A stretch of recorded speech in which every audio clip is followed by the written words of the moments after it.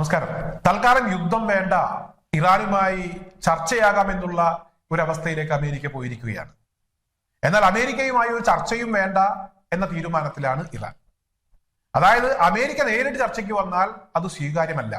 അമേരിക്കയുടെ ഭാഗത്ത് നിന്ന് അവർ പറയുന്ന കാര്യങ്ങൾ അത് ഏറ്റെടുക്കാൻ ആരെങ്കിലും തയ്യാറാണെങ്കിൽ, അങ്ങനെ ഇടനിലക്കാരുണ്ടെങ്കിൽ ചർച്ചയാക്കാം. അമേരിക്കയെ വിശ്വസിക്കാൻ ഞങ്ങളില്ല, ഇതാണ് ഇറാന്റെ നിലപാട്. എന്നാലും അമേരിക്ക ഇപ്പോൾ ഇടനിലക്കാരെ തപ്പി ഇറങ്ങുകയാണ്. കാരണം അമേരിക്ക ഭീഷണിപ്പെടുത്തിയത് കൊണ്ടൊന്നും ഒരു കാര്യവുമില്ല. ഇന്നലെ ഇറാന്റെ ഭാഗത്ത് നിന്നൊരു പ്രതികരണം നമ്മളൊക്കെ കണ്ടതാണ്. പ്രതികരണം എന്ന് പറഞ്ഞാൽ അതൊരു വീഡിയോ ആണ്. ഭൂമിക്കടിയിലെ മിസൈൽ സിറ്റിയാണ് ഇറാൻ ലോകത്തിന് കാണിച്ചു കൊടുത്തത്. ഇസ്രായേലിനെ നേരത്തെ ആക്രമിച്ച സമയത്ത് ഉപയോഗിച്ച പല മിസൈലുകളും ഇറാൻ ഭൂമിക്കടിയിൽ സൂക്ഷിച്ചിരിക്കുകയാണ്. ഇത് എവിടെയാണ് സ്ഥിതി ചെയ്യുന്നത് എന്ന് അമേരിക്കക്കോ അല്ലെങ്കിൽ ഇസ്രായേലിനോ ഒന്നും അറിയില്ല. വലിയ രഹസ്യ സംവിധാനങ്ങളൊക്കെ ഇസ്രായേലിനും അമേരിക്കക്കും ഒക്കെ ഉണ്ട്. മറ്റു രാജ്യങ്ങളുടെ രഹസ്യങ്ങൾ ചോർത്തുക, ചാരപ്പണി നടത്താൻ ആളുകളുണ്ട്. പക്ഷെ ഇറാനിൽ എന്തൊക്കെ നടക്കുന്നു എന്നതിനെ കുറിച്ച് അമേരിക്കക്കും ഇസ്രായേലിനും ഒരു രൂപവുമില്ല. എന്തൊക്കെ ആയുധങ്ങളുണ്ട്, ആണവായുധമുണ്ടോ, രഹസ്യ ആയുധമുണ്ട് എന്ന് ഇറാൻ അവകാശപ്പെടുന്നുണ്ട്. ഭൂമിക്കടിയിലെ അത്യാധുനിക മിസൈൽ സംവിധാനങ്ങൾ, ഇറാൻ തദ്ദേശീയമായി വികസിപ്പിച്ച ആയുധങ്ങൾ, ഇതൊക്കെ ഇറാൻ ലോകത്തിന് കാണിച്ചു കൊടുത്തുകൊണ്ട് ചില പ്രതികരണങ്ങൾ ഇറാന്റെ ഭാഗത്തു നിന്നുണ്ടായി. അപ്പോഴാണ് അമേരിക്ക തൽക്കാലം ഒന്ന് പിന്മാറിയത്. ഇന്ത്യൻ മഹാസമുദ്രത്തിലും അതുപോലെ തന്നെ ചില ദ്വീപുകളിലും യമനിലെ ഹൂത്തികളെയും ഇറാനെയും ഒക്കെ ആക്രമിക്കുന്നതിനു വേണ്ടി ദീർഘദൂരം പറന്നു എന്ന് ബോംബിംഗ് നടത്താൻ കഴിയുന്ന B-2 ബോംബർ വിമാനങ്ങൾ ലാൻഡ് ചെയ്ത സാഹചര്യത്തിലാണ് ഇറാന്റെ ശേഷി എന്താണെന്ന് അമേരിക്കയ്ക്ക് കാണിച്ചു കൊടുത്തത്. മാത്രമല്ല, ഇന്ന് ഇറാന്റെ ഭാഗത്തു നിന്നൊരു പ്രതികരണം കൂടെ ഉണ്ടായി. അതായത് ഖുദ്സിന്റെ മോചനം ഞങ്ങളുടെ കൂടെ ലക്ഷ്യമാണ് എന്നാണ് ഇറാൻ പറഞ്ഞത്. അതായത് ഖുദ്സിന്റെ മോചനത്തിനു വേണ്ടി ആരൊക്കെ പോരാട്ടം നടത്തുന്നുണ്ടോ അവരെ സഹായിക്കുക എന്നുള്ളത് അത് ഞങ്ങളുടെ ഉത്തരവാദിത്വമാണ്, കടമയാണ് എന്നാണ് ഇറാൻ പറഞ്ഞത്. ഇത് ഇസ്രായേലിനുള്ള ഭയാനകമായ ഒരു മുന്നറിയിപ്പ് എന്നാണ് അന്താരാഷ്ട്ര മാധ്യമങ്ങൾ അതിനെ വിശേഷിപ്പിച്ചത്. അതായത് ഇസ്രായേലിനെതിരെ വീണ്ടും ആക്രമണം ഉണ്ടാകും. അതായത് തുടർച്ചയായി ഗസയിലേക്ക് ആക്രമണം നടത്തിയാൽ, ഹൂത്തികളെ ആക്രമിക്കുന്നതിനുള്ള നീക്കം നടത്തിയാൽ, ഹിസ്ബുള്ളയെ ആക്രമിച്ചാൽ നോക്കിയിരിക്കില്ല എന്ന് ഇറാൻ വ്യക്തമാക്കി. ഇന്നലെ ഇസ്രായേലിനെയും അതുപോലെ തന്നെ അമേരിക്കയെയും ഒക്കെ ആയുധങ്ങൾ കാണിച്ചു കൊടുത്ത് ഇറാൻ ചില വീഡിയോകൾ പുറത്തുവിട്ടപ്പോൾ ഇന്ന് ഇറാൻ തുറന്നു പറഞ്ഞിരിക്കുകയാണ്, ഞങ്ങൾ വെറുതെ ഇരിക്കില്ല, നോക്കിയിരിക്കില്ല. ഞങ്ങൾക്ക് വേണ്ടി അല്ലെങ്കിൽ ഞങ്ങളുടെ ലക്ഷ്യത്തിന് വേണ്ടി പോരാട്ടം നടത്തുന്ന ഹമാസ് ആണെങ്കിലും ഹൂത്തികളാണെങ്കിലും അവരെ ഞങ്ങൾ ചേർത്ത് നിർത്തും എന്ന് ഉറപ്പിച്ചു പറഞ്ഞിരിക്കുകയാണ്. അമേരിക്ക തുടർച്ചയായി ഹൂത്തികൾക്ക് ആയുധം കൊടുക്കുന്നത് നിർത്തിവെക്കണം എന്ന് ഇറാനെ ഭീഷണിപ്പെടുത്തുന്നു, അപേക്ഷിക്കുന്നു. ചർച്ചയ്ക്ക് അമേരിക്ക തന്നെ മുൻകൈയെടുക്കുന്ന ഒരു സാഹചര്യത്തിലാണ് ഇസ്രായേലിനെ ഭയപ്പെടുത്തുന്ന വിധത്തിലുള്ള ഒരു പ്രതികരണം ഇറാന്റെ ഭാഗത്തു നിന്നുണ്ടായിരിക്കുന്നത്. എന്തായാലും ഇത്തരത്തിലുള്ള ചില വിഷയങ്ങൾ പറയുമ്പോൾ ചിലരൊക്കെ ചില പ്രതികരണങ്ങളുമായി രംഗത്തെത്താറുണ്ട്. ഇസ്രായേലിനെ തൊടാൻ കഴിയില്ല, അമേരിക്കയെ തൊടാൻ കഴിയില്ല, ഇറാൻ ചാരമാകാൻ പോകുന്നു, അഡ്വാൻസ് ആദരാഞ്ജലികൾ എന്നൊക്കെ പറഞ്ഞാണ് ചില ആളുകൾ ചില കമന്റുകൾ രേഖപ്പെടുത്താറുള്ളത്. അത്തരക്കാരോട് പറയാനുള്ളത്, ലോക ഭൂപടം നിങ്ങളൊന്ന് പരിശോധിക്കുക. ഈ ലോക ഭൂപടം പരിശോധിച്ചാൽ ഇസ്രായേൽ എന്ന് പറയുന്ന ഒരു പൊട്ട് കാണാൻ കഴിയും. അതായത് ഇറാന്റെ മിസൈലുകൾ കൃത്യമായി ഇസ്രായേലിലേക്ക് ചെന്നാൽ ആ രാജ്യം ഉണ്ടാകില്ല. ഇസ്രായേലിന്റെ പക്കൽ അത്യാധുനിക ആയുധങ്ങളൊക്കെ ഉണ്ട്, ആണവായുധമുണ്ട്. ഈ ആണവായുധം ഉപയോഗിച്ച് ഇസ്രായേലിനെ ആക്രമിക്കാൻ കഴിയും. യുദ്ധവിമാനങ്ങളുണ്ട്, ഇറാനിൽ വ്യോമാക്രമണം നടത്താൻ കഴിയും. എന്നാൽ ഇറാൻ ഇസ്രായേലിലേക്ക് നേരത്തെ നടത്തിയ 2 ആക്രമണങ്ങൾ നമ്മളൊക്കെ കണ്ടതാണ്.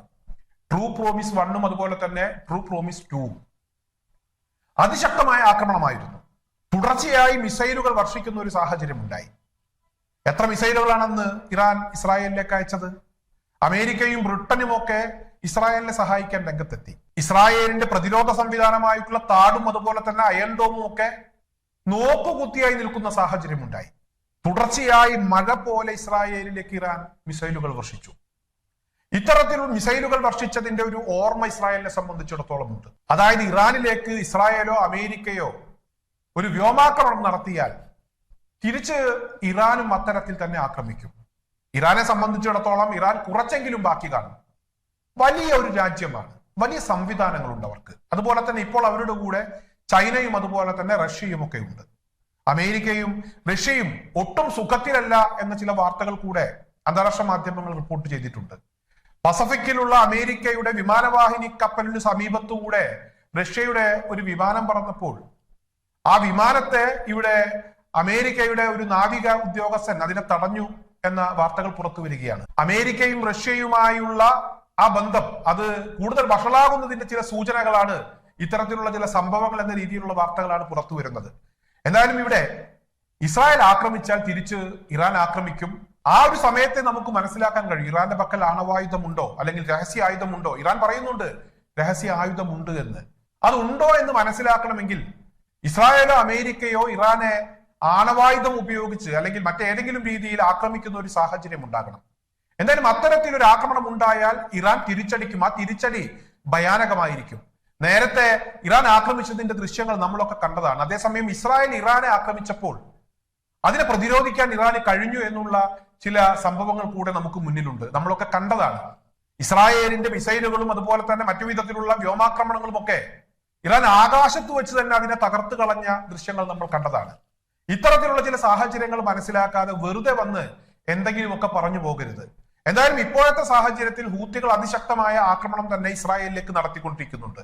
അമേരിക്കയുടെ യുദ്ധക്കപ്പലുകൾക്ക് നേരെ നടത്തിക്കൊണ്ടിരിക്കുന്നുണ്ട്.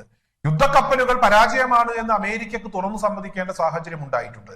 എന്നാലും ഇന്നലെ ഇറാൻ പുറത്തുവിട്ട ദൃശ്യങ്ങൾ കണ്ടതോടുകൂടി ഇസ്രായേലിനും അമേരിക്കക്കും ഹാലിളകിയിട്ടുണ്ട്. അത് അവർ പുറത്ത് കാണിക്കുന്നില്ല. ഇറാനുമായി ചർച്ച നടത്തണം, അതുപോലെ തന്നെ ഇറാനുമായി സൗഹൃദം സ്ഥാപിക്കണം എന്ന കാര്യം ഇപ്പോൾ അമേരിക്ക ആവർത്തിച്ചു പറഞ്ഞുകൊണ്ടിരിക്കുന്നു. അതിനുവേണ്ടി ഇടപെടുന്നതിനു വേണ്ടി ഇപ്പോൾ അമേരിക്ക ചില മധ്യസ്ഥരെ ഉൾപ്പെടുത്തിയുള്ള ചില നീക്കങ്ങളാണ് നടത്തിക്കൊണ്ടിരിക്കുന്നത്. എന്തായാലും ഇത് ഇസ്രായേലിന് വേണ്ടിയാണ്. അമേരിക്കയുടെ മേഖലയിലുള്ള സൈനിക ബേസുകൾ അത് സുരക്ഷിതമാക്കുന്നതിന് വേണ്ടിയുള്ള നീക്കങ്ങളാണ് ഇപ്പോൾ നടത്തിക്കൊണ്ടിരിക്കുന്നത്. എന്തായാലും ഇറാന്റെ പ്രതിരോധ സംവിധാനത്തിൽ ഞങ്ങൾ ഇടപെടുന്നില്ല. പ്രതിരോധിക്കുന്നതിനുള്ള അവകാശം ഇറാനുണ്ട്. ഇറാന്റെ ആയുധങ്ങൾ നശിപ്പിക്കണമെന്ന് ഞങ്ങൾ പറയുന്നില്ല. എന്നാൽ ആണവായുധം അത് വിപുലീകരിക്കുന്ന നീക്കങ്ങൾ ഇറാൻ നിർത്തിവെക്കണം. മറ്റൊരു രാജ്യത്തെ ആക്രമിക്കുന്നതിന് വേണ്ടി അല്ലെങ്കിൽ യുദ്ധത്തിന് ഉപയോഗിക്കുന്നതിന് വേണ്ടി ആയുധങ്ങൾ ഉണ്ടാക്കുന്നതിന് വേണ്ടി ആണവ വിപുലീകരണം അത് ഇറാന്റെ ഭാഗത്തു നിന്ന് ഉണ്ടാകരുത് എന്ന കാര്യം അമേരിക്ക ആവർത്തിച്ചു പറഞ്ഞുകൊണ്ടിരിക്കുകയാണ്. എന്തായാലും അമേരിക്കക്ക് നല്ല ഭയമുണ്ട്. ആണവായുധം കൂടെ ഇറാന്റെ പക്കൽ വന്നാൽ അമേരിക്ക പിന്നെ ഗൾഫ് മേഖലയിൽ ഉണ്ടാകില്ല എന്ന കാര്യം അമേരിക്കക്ക് നന്നായി അറിയാം. ഇറാൻ അത്ര വലിയ ഒരു ഭീഷണിയാണ് അമേരിക്കയെ സംബന്ധിച്ചിടത്തോളം അല്ലെങ്കിൽ ഇസ്രായേലിനെ സംബന്ധിച്ചിടത്തോളം. എന്തായാലും ഇപ്പോൾ ചർച്ചകൾ പുരോഗമിക്കുന്നു എന്ന വാർത്തകളാണ് പുറത്തു വരുന്നത്.